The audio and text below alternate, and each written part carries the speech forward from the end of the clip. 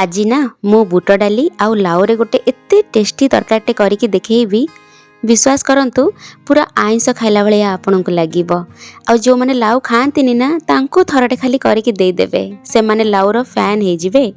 मो कथारे बिल्कुल विश्वास करंतुनी, गोटे थर निश्चिंत निजे तैयारी करंतु। आ आपनकु केमती लागिला मते कमेंट सेक्शन ने निहाती जणांतु। आ ओडिया रोसई विथ पूजा को जदी सब्सक्राइब करनांती जल्दी जल्दी कर दियंतु। चलंतु रोसई स्टार्ट करिबा। एठी सांग माने देखंतु 400 ग्राम पाखापाखी गोटे लाउ नेइथिली मु। ताकू प्रथमे तो चोपा छड़ाई देली, तापरे ताकू धोईकी बड़ बड़ खंड करके एठी काटिची। आ दीटा मीडियम साइज रो आलू को भी मु चोपा छड़ाईकी बड़ खंड करके काटिची। आपण एठी गोटे कथा निश्चित ध्यान देबे, बड़ खंड करके काटिबे, काहेकि ना आगु को जाईकी आमे जेबे कुकर रे सीटी दबा ना त पूरा मिलै जीव नहले। एई कथार आपण विशेष ध्यान देबे। बुट डाली तरकारी करुचे तो बुट डाली तो निहाती दरकार। एठी मु 200 ग्राम रो बुट डाली जोटा कि पाखापाखी 6 मुठा हबो मो हातरे, ताकू कोन करथिली ना 2 घंटा पई बतुरेई की रखथिली। देखंतु केमती फुली जाईची आ बतुरी भी जाईची। आकू बतुरेबाटा निहाती दरकार। आपण पाखरे जदी 2 घंटा नथिबो ताहले गरम पानी रे आधा घंटा पई तो बतुरेइबे ही बतुरेइबे, नहले परिबा सिजी जाईथिबो बहुत आ डाली कंचा रही जिवो। परिबा आउ डाली को एठी मु कुकर रे दे देली, तापरे गोटे चामच लूण, आधा चामच हळदी गुंड दे देली। एठी गोटे ग्लास पाखापाखी मु पानी देइची।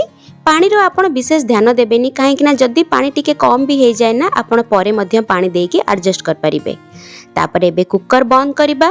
हाई फ्लेम रे 2टा सीटी आसिया पई दबा, काहे कि ना डाली जदी बेसी सिजी जीव ना आपण जेते टेस्टी तरकारी करंतु से बिल्कुल भी भल लागिबनी।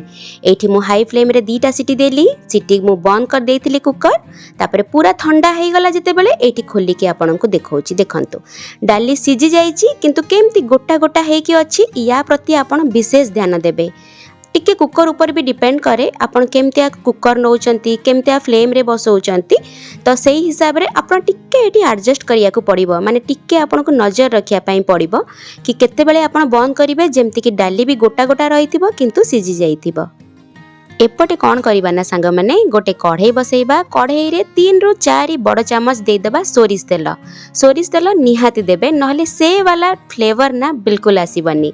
तापरे एठी गोटे तेजपत्र, गोटे चामच जीरा, आउ एठी गोटे बड़ चामच कसूरी मेथी, गोटे कंचा लंका आउ गोटे सुखिला लंका को तेल रे पकेईकी गोटे रु 2 सेकंड पई टिके भाजी नबा। बास्नाटा ए टाइम रे बहुत भलो आसे। किछि भी जिंस एठु बिल्कुल भी स्किप करिवेनी, नहले तरकारी ना सेमती वाला टेस्ट बिल्कुल भी लागिबनी। गैस रो फ्लेम एठी स्लो रखिबे।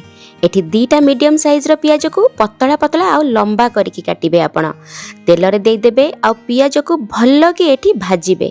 आपण जेते डाली को परफेक्ट सिजेई थांतु, जदी पियाज कंचा रही गला ना तरकारी बिल्कुल भी भल लागिबनी। आ पियाज को जल्दी भाजिया पई एठी गोटे चामच लूण तो निहाती देबे, जल्दी जल्दी पियाज भाजी हे जिवो। एठी देखंतु आमे कोन करिबा ना 7-8 कोला रसुण आ गोटे छोटो खंडे अदा, माने 1 इंच पाखापाखी हबो, ताकू आमे छेचिकी नबा। बिल्कुल भी बाटिबेनी, छेचिकी नेबे। फ्लेवर ना तरकारी रे जबरदस्त आसीबो। ट्राई करिकी देखंतु। सबु कथा मोर बिल्कुल विश्वास करंतुनी, ट्राई कले आपण निश्चिंत निजे ही कहिबे। जेते बेले आपण देखिबे सांग माने पियाज पूरा लाल हे कि भाजी हे गला, गैस रो फ्लेम को सबु बेले मीडियम रे रखिकी रोसई करिवे। बिल्कुल भी हाई करिवेनी, नले सांग सांग पियाज जळी जिवो, तरकारी बेकार हे जिवो। जेते बेले देखिबे पियाजटा पूरा लाल हे कि भाजी हे गला, सेते बेले आपण अदा रसुण रे छेचार मसलाटा को देबे।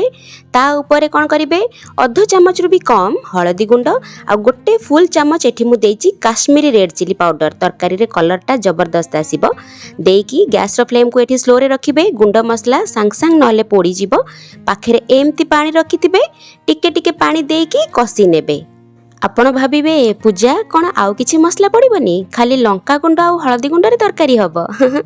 आगो को देखंतु गोटे चामच मु एठी मटन मसला दउची, निहाती देबे। पूरा तरकारी टा ना माछ मांस को टक्कर दबारे अछि ना, तो मटन मसला केमती स्किप हबो।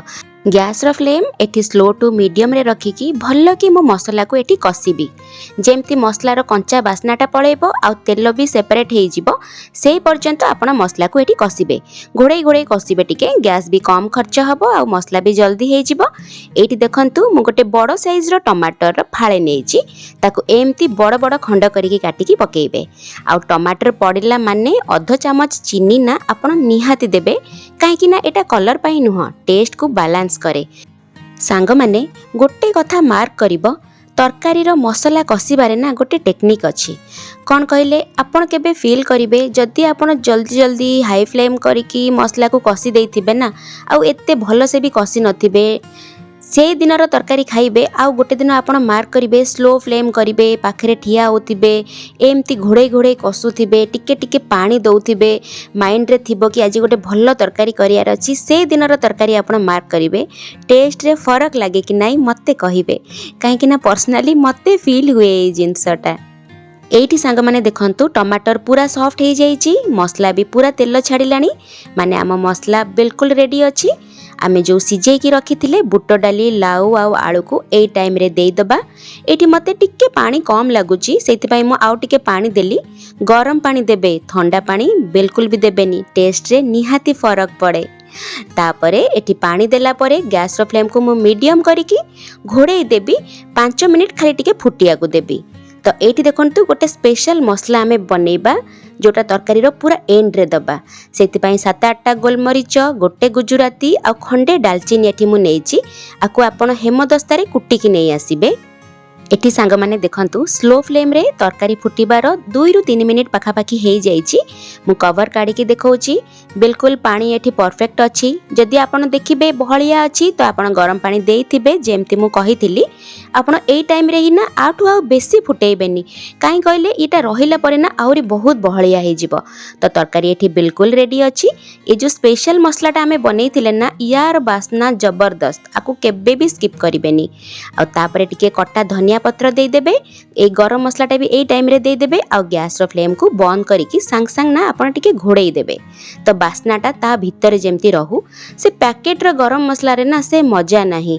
एमती आपण सांगे सांगे फ्रेश मसला यूज करंतु आ सेई तरकारीटा खाइकी मते जणांतु आपण को डिफरेंस फील हैला कि नाही मते कहिबे। खास करी गरम मसला ना पैकेट वाला तो मते तो जमा भल लागेनी। तो तरकारी एठी बिल्कुल रेडी हो जाइछि रोटी संगे हो कि परोटा संगे हो बढ़िया लगे मते स्पेशली कहबी तो मु चकली पिठा संगे तरकारीटा बहुत भल पाए खाइया पई। नेक्स्ट टाइम आपण जेबे भी घरे तैयारी करिवे एई प्रोसेस रे निहाती ट्राई करंतु आ मते कमेंट सेक्शन ने निहाती जणांतु आजिर वीडियो आपण को केमती लागिला आ तरकारी खाई कि समस्त प्रशंसा कले कि नाही सेटा भी मते जणांतु। आ जदि ए पर्यंत मो चैनल को सब्सक्राइब करि नाहंती ताले प्लीज सब्सक्राइब कर दियंतु। आजिर वीडियो जदि भल लागे गोटे लाइक कर दियंतु। Bye bye.